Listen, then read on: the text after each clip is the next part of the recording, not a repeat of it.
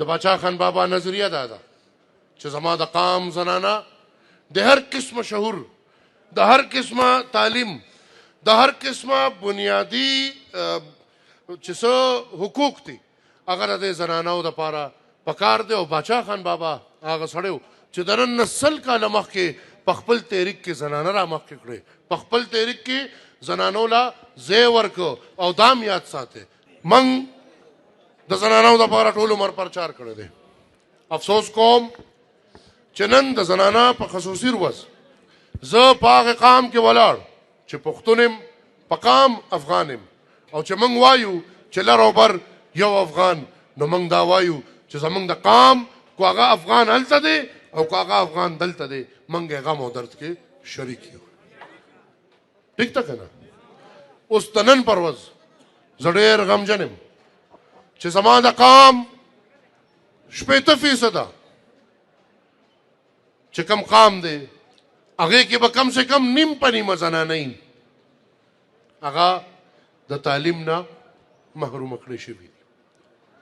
دا د دنیا کم قانون دی یا دا کم طریقه ده چې زما قام دی د تعلیم نه محرومه کړی شي. د دې دپاره ګرانو وروڼو ګرانو مشرانو که په دې خبره سوچ وکړې د نارینهو تعلیم ضروري دی، بالکل ضروري دی. نارینه به تعلیم کوي، په هغې تعلیم به دې ځان له چېرته نوکري ګوري، په هغې تعلیم به دې ځي چېرته مخکې خپلو بچو له به پې څه رزق ګوري.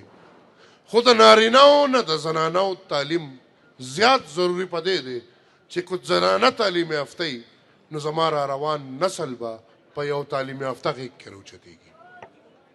او که نه زنانه بې تعلیمه وي نو زما را روان پښتون نسل به د یو بې تعلیمه غېږ کې راوچتېږي. لہذا زه دا ګڼم چې تعلیم انتهایی ضروري شیز دی.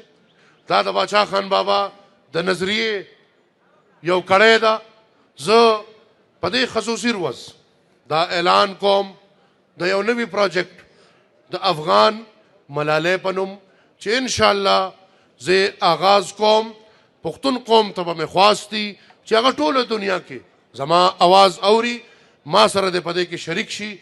دا پروجیکټ افغان ملالۍ دا به انشاءالله یو انسټیټیوټ وي کم کې چې به د افغانستان زنانو جنکو ته مفت تعلیم انشاءالله ورکول کېږي.